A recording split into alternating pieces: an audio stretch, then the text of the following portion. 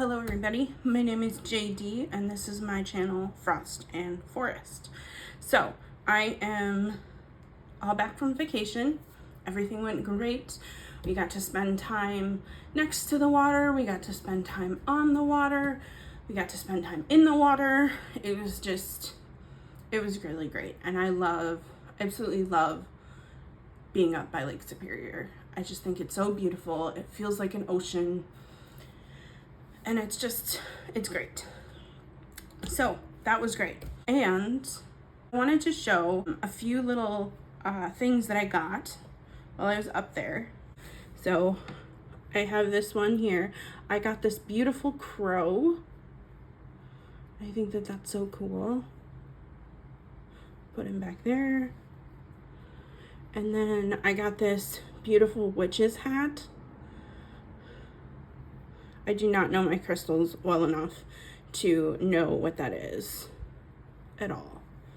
And then I also, this one isn't featuring in this video, but I got this cute ghosty as well that I'm super excited about. So I'm sure, especially as Halloween gets closer, you will see this little ghost friend in my videos more today. So I got back from vacation and honestly, I was kind of like, I'm not really sure what video I want to do next. But then I got one of my Kickstarters that I backed a while ago in. I got this one, the Cracked Amethyst Tarot. And I got this one and I started pulling it out and looking at it. And I had this thought of, oh my gosh, this reminds me of the Spacious Tarot, which is another deck that, I have an interesting relationship with it. I don't use it a ton, but I would also never ever get rid of it because I just really like it.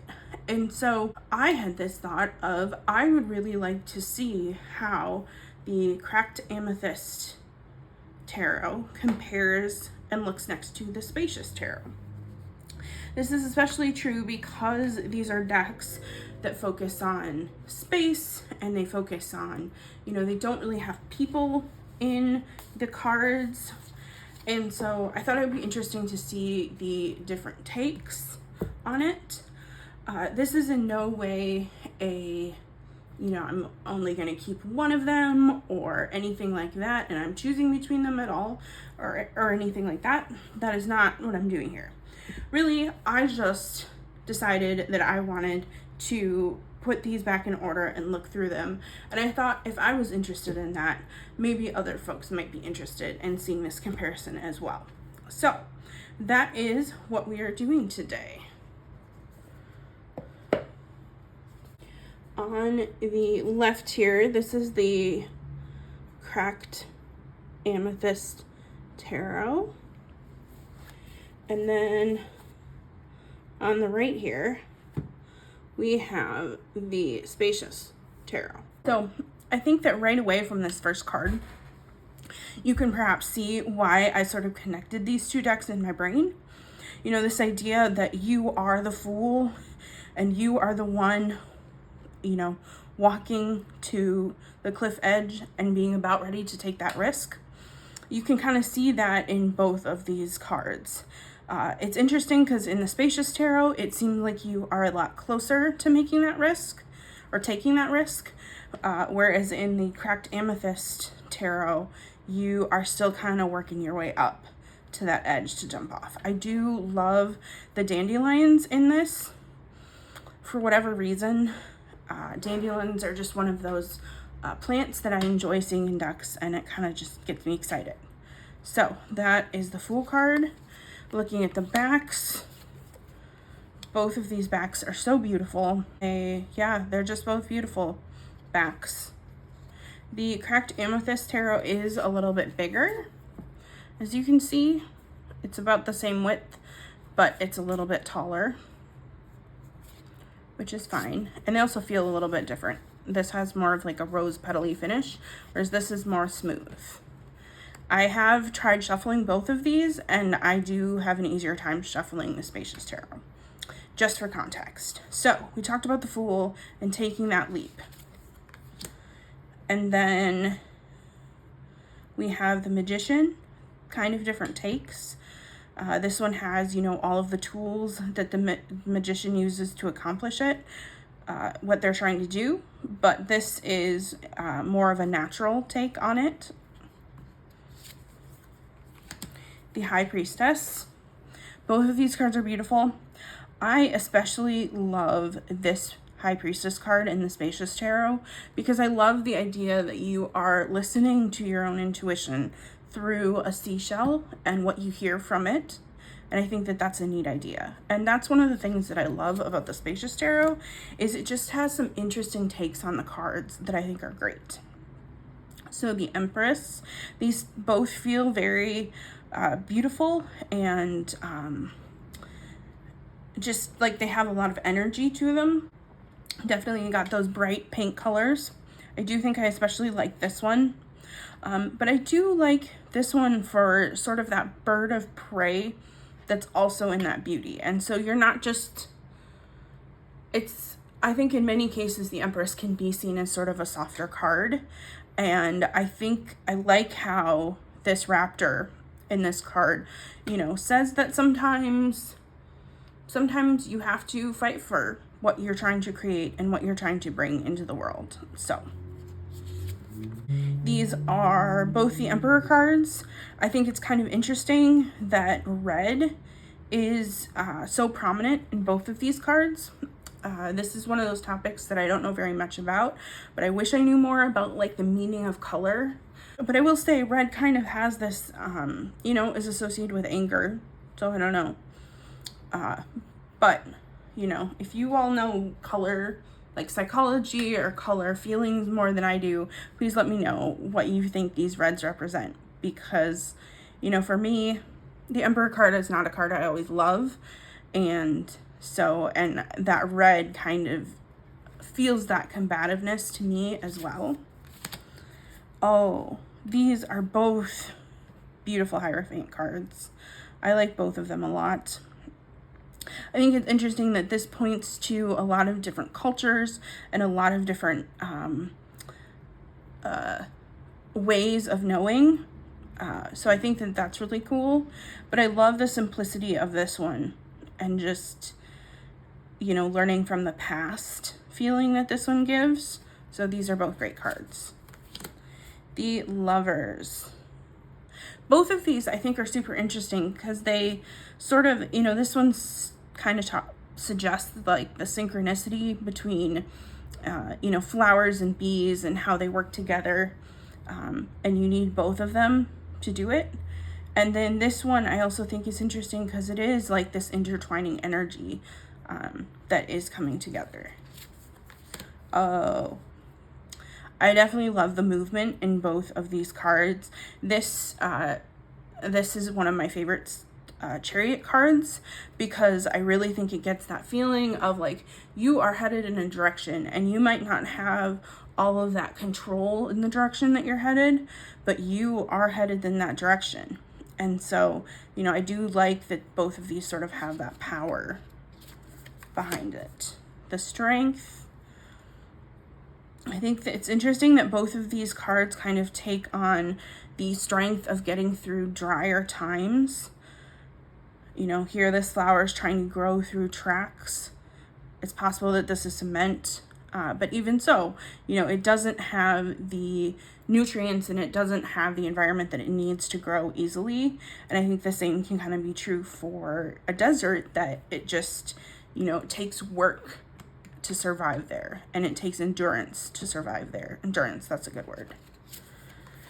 Oh, I love both of these Hermit cards. Look at how pretty they are. I do kind of like, I mean, if you've been watching my channel for a while, you know I like birchy, aspeny trees looking trees. So I do like this one, but I sort of like in this one that this person is, yes, isolated, but they're also higher up and isolated. And so that kind of represents that sort of higher truth. Whereas this one feels more about like trying to find the light in the dark and your own introspection in that way, if that makes sense. Ooh, both of these are really pretty. I definitely like this Wheel of Fortune a lot because it represents sort of the different seasons to me. But I like that this one represents sort of the differences in systems and how, you know, you need rain and thunderstorms, and that brings water, and water helps these things grow. And then, you know, fall happens. And so you do get sort of that seasonal change or system change there. So that's cool. So this is super interesting because this reminds me a ton of the Spacious Tarot's Temperance card that we're going to see in a little bit. And so this one, I think at some point I'm going to have to look up into the guidebook about how this is justice, because it does remind me so much of that Temperance card. Okay, so the Hangman. You know, these both bring different perspectives and looking at things from different perspectives. But I have to say, I love the Spacious Tarot's way of doing it. This is one of those cards that when you see it, it just makes you rethink a card. And just the idea that you are on another planet looking at the world. I don't know. It just, this just opened my eyes a little bit about what the Hangman or the Hanged One could be as a card. And so I definitely like this one a lot. Death cards. These are both great. I always love a good mushroom as a death card. You know, that just makes a lot of sense because they eat dead matter. Okay, so yeah, Temperance. Yeah, so this is the Temperance card for the Spacious Tarot, and this is the Justice card for the correct Amethyst. And so, yeah, they look very similar to me. But again, this is one of those cards that I love this interpretation of Temperance, that it really shows that when you have balance, what that can be. And so I think that this is great. I also have never thought about it, but I kind of like the interpretation of mushrooms as the Temperance card. You know, this idea that we need these decomposers that then help move energy through a system in order to have that new growth. I think is an interesting interpretation, and this is definitely one that I want to look up in the guidebook as well. Okay, the Devil. That is great. I completely understand what this card is going for, of, you know, feeling trapped, you know, putting yourself into a trap sort of by the way you're doing things. But also, I kind of like spiders. I'll just say it. I kind of like spiders. You know, I don't like finding spiders crawling right next to me all the time, but I do think they play such an important part to our environment. So I don't know, but this is also a Devil card that has never really resonated with me, just because to me a dark forest is not scary. So I've never been great with this Devil card. So I don't know. 2 Tower cards, very towery, very destructive, very shit's happening now. Oh, excuse me. Star. These are both beautiful cards, but I do love this Star card because it very much is just, you know, laying in the grass and looking up at the sky, that, you know, and the dreaming that you can do while doing that. You know, it's interesting. These are very similar interpretations. They both have sort of, you know, night vegetation with them, and so they give a very similar feeling, and I like both of them. The Sun. These are beautiful cards. I love the Sunflower. I also like the Desert as the Sun card as well. I think we forget how productive deserts actually can be, and so, you know, a lot of time deserts are used, like I said, as like the strength card of, you know, enduring them. But there's a lot of beautiful ecosystems and a lot of beautiful things in deserts, and so I kind of like that interpretation. Judgment. Yeah, interesting. These are kind of the same, similar ideas in portals in the woods. and the World, both beautiful World cards. Okay, and so the Cracked Amethyst, you get a extra card. It's beautiful, it's witchy, it's purple. I'm a big fan of that. I'm gonna pull it out because I do want to look at that one later too. And so now we're on to the wand suit. In this case, I'm pretty sure, I'm gonna double check right now, but I'm pretty sure that arrows are for the wands. So these are the element of fire. The Spacious Tarot can be a little bit pippy. It'll be interesting to see if the Cracked Amethyst is also kind of pippy. But these are the Two of Wands. The Three of Wands. I do kind of like that this is, the arrow has been shot. So at this point, there was, you know, a planned direction, but it is now in motion in that way. And so I think that that's kind of a cool interpretation for the Three of Wands. Four of Wands. This one is pretty pippy, so it's not my favorite in the world. But, you know, I think they're both beautiful. Ooh, Five of Arrows. This is super interesting. The dark and the competition. And yeah, that's really cool. And these ones are kind of, you know, crossed sticks to kind of show that competition a little bit too. Six of Arrows. This is, I think, an interesting interpretation. But, you know, there is a lot of recognition, of course, for getting bullseyes. Whereas this kind of more kind of connects to sort of the Rider-Waite-Smith interpretation with the person on a horse with a crown. So this kind of crown kind of connects to that idea of respect and recognition. The Seven of Swords is interesting. Both of these, you know, this one seems more like an attack and standing your ground from an attack. So, yeah.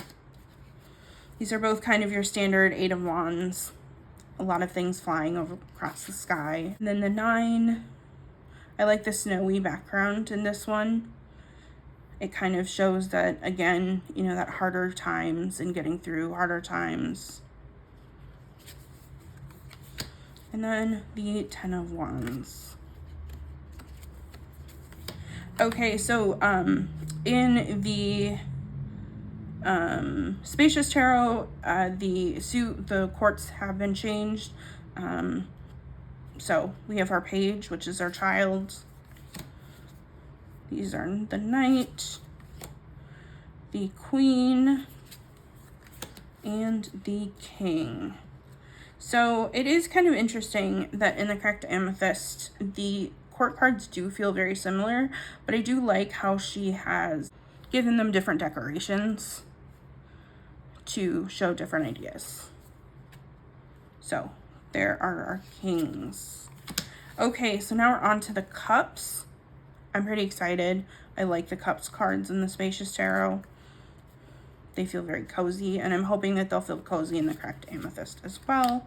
You know, these are very similar ideas. Two cups, flowers, indicating romance.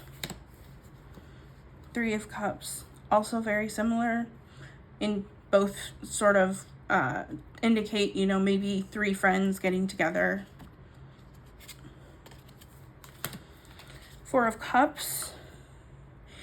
These are very different interpretations of the Four of Cups, and I kind of like it.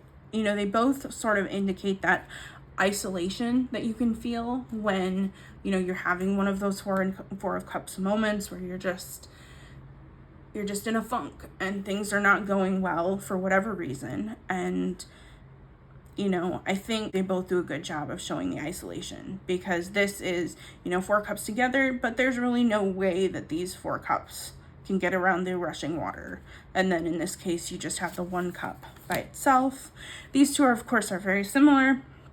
Same idea, broken cups, you know, broken heart, that kind of thing.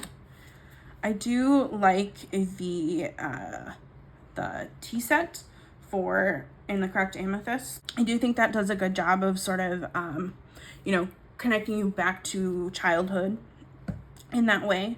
I do think you can see that a little bit as well in the Spacious Tarot, but you know, some of the cups do look like the kind of cups that you'd have with kiddos, but I think that this one is very clearly focusing on nostalgia and what you did as a child or didn't do. Can I just say that one of the things that I'm really getting excited about the Cracked Amethyst Tarot is the witchiness. This just feels like such a witchy card. And honestly, when I was kind of going through the deck and I saw this card, I was like, oh, which witchy decks should I pair this with? Because it just, this deck feels like it wants a witchy deck to be paired with. Similar idea, leaving the feelings behind, letting go, walking away, that sort of thing. You know, this kind of suggests someone's moving out, whereas this is more, you know, the path away. There we have the dandelion again. That's great. I have to say, though, I love the coziness in the Cracked Amethyst for the Nine of Cups. You know, I do believe that anything related to the Nine of Cups for me would have to be pretty cozy. These are both beautiful cards. And then we are on to our quartz. And again, this has, you know, this is the child card. This also has very much sort of a childlike energy in some ways with the painting and the watercolors. These are pretty. See, so witchy. This, I'm just gonna have to find some of my witchiest decks. You know, I'm thinking like the cozy witch tarot, or I don't know, just like my modern witchy decks. This want to go with this deck, I can just tell. Interesting. I do like the sort of sciencey side that comes with the King of Cups, versus that's an interesting sort of juxtaposition of the King is more science feeling, whereas the Queen feels more witchy. So I think that's kind of interesting. Okay. Hopefully this isn't boring for you all. I'm enjoying looking at these cards. First, I just have to say, I love the maple seed as the Ace of Pentacles. I love that. And just, yeah, that's good. Both of these connect to that idea of stability. Both very beautiful. This, I like this Three of Pentacles a lot. You know, I think it's interesting because it connects to sort of that idea of, you know, in root systems, there's a lot of shared resources that can happen in the ground within root systems. And so I think that that's an interesting interpretation of the Three of Pentacles. This one is okay. It's a beautiful card. It seems to connect to the whole working together by holding each other up, maybe. Oh, see, this is super interesting because so I was just putting through it because this is super interesting because this reminds me a lot of the Justice card in the Spacious Tarot. And so it is, this is a super interesting idea that, you know, us and what we do, and maybe I'm just making a connection to this card because they look similar, but I could see the idea that, you know, what we choose to do in the world and what we choose to hold on to, or when we choose to be generous and let go, that has consequences throughout the world, like that has consequences and spread out from us, if that makes sense. And so I think that that's a super interesting interpretation of the Four of Pentacles, that, you know, what we do, whether we share our resources or hold on to our resources, does impact the rest of the world. Okay, so this, oops. But I will also say I really like the Four of Pentacles as well. I like the idea, you know, especially with some different pine trees that need like things like fire to activate them.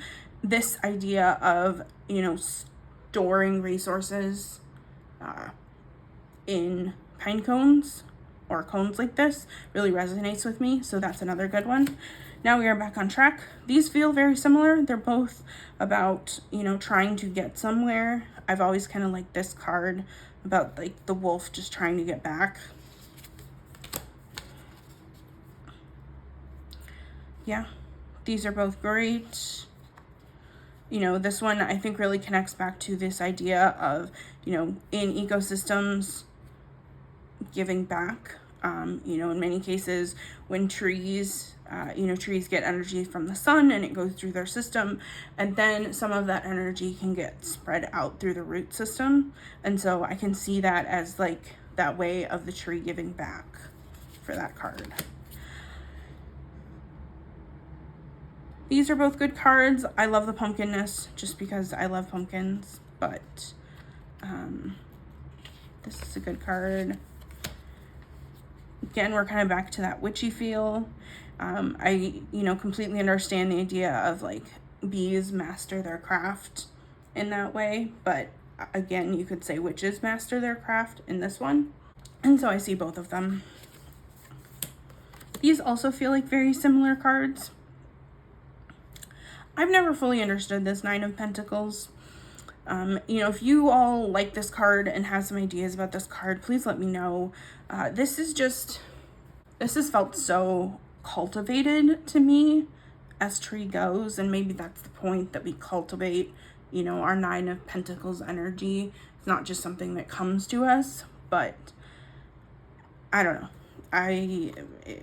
It's never been my card.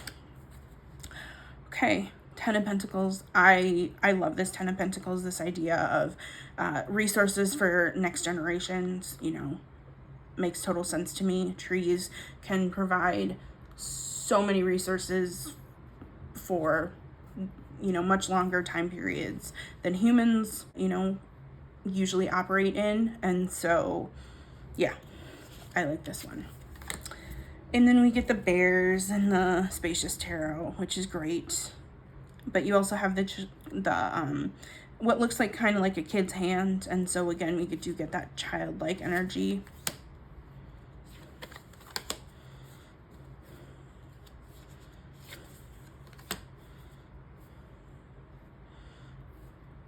I think these are beautiful.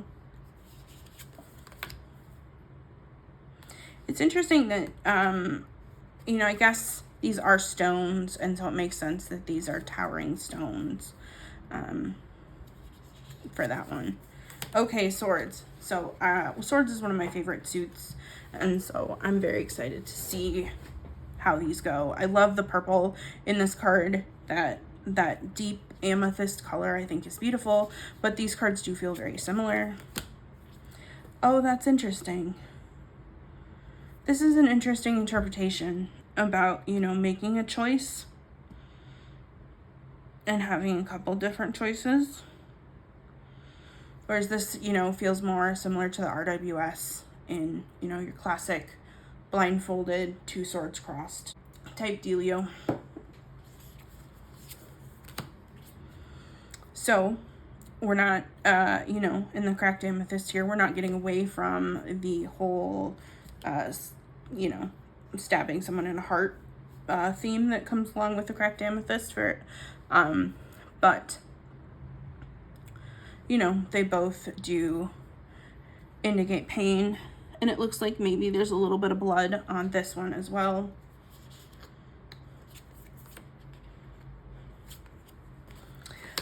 Oh, interesting. So these are both very different seasons, but I really like both of them. Four of Swords is a card that I really like that card. It's one of those cards that I tend to look at it in decks.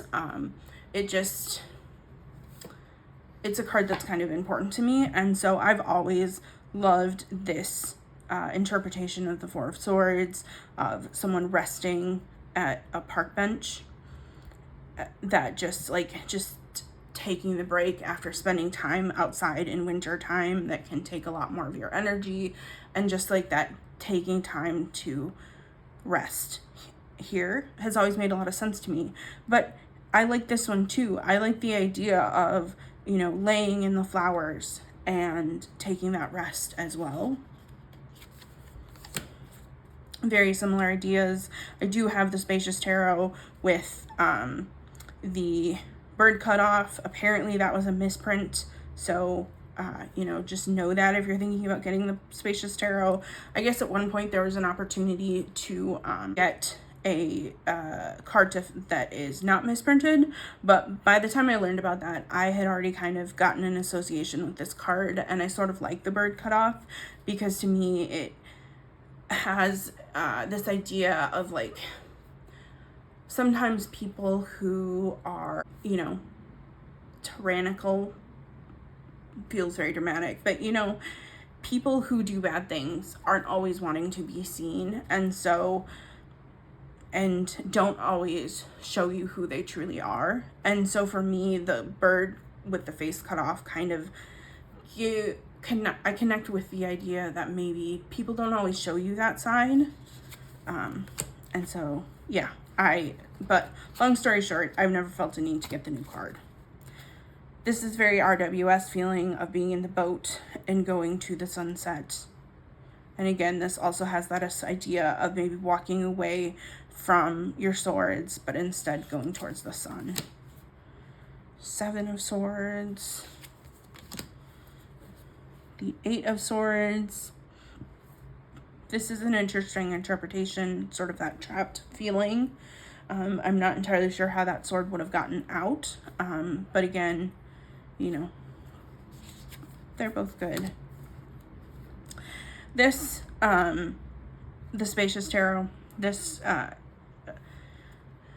is one of the first 9 of Swords that I saw that helped me truly understand like the anxiety and fear that can come with the 9 of Swords and that feeling, even though it is the 9 of Swords. And so, you know, I like this one kind of. It's a hard card, but also, you know, sometimes things are scary, and sometimes we blow things out of proportion more than we need to, but in the moment, that's still scary. Very similar ideas, kind of. I love the pink in this. Yeah, these are both beautiful cards. The Knight of Swords, the Guardian. I love the winter feeling. You know, the snow, I think that's great. And then the purple in this is just beautiful. And then I kind of like this idea of, in this one, the crow is flying above, which, you know, I think is an interesting way of thinking about the elder or the king of, you know, having enough maturity to sort of be above it all a little bit. Kind of makes sense to me. Okay, so I am curious. The Spacious Tarot has been around for a long time, and so I'm curious about some of these cards that felt very similar. So I am just going to pull them out really quickly. Okay. So first, I would like to talk about the Justice versus Temperance feeling that we got going on here. So I'm gonna grab my guidebooks here. So in this Justice card, let's see how Justice is interpreted. So this book is kind of interesting, that it is kind of like Atheni's deck, Cosmic Wisdom Tarot, that the symbols are really shown in the guidebook. And so it's interesting because in this case it's temperance, but for Justice it says fairness, balance, and equality. So this part, I don't know how to pronounce that word, stalactite, indicates like choice and the cause, and then the drop indicates the results, and then the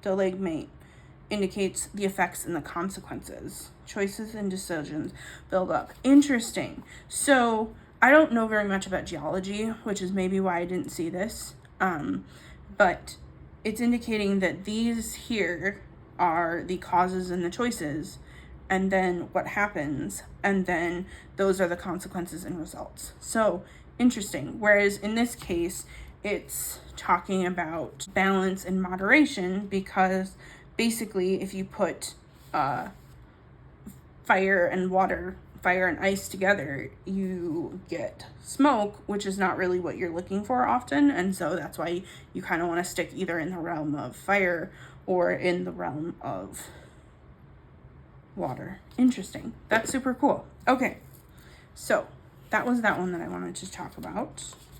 The next one that I want to talk about that are very similar, that I'm curious about, is the Four of Stones and the Justice card in this deck. So let's take a quick look. So the Four of Stones, interesting. Security, possessiveness, control. And so it seems to indicate that this is like sort of a safe zone that people are setting for themselves. And it seems more about marking the zone by this instead of the sort of ripple effect that we see in this Justice card.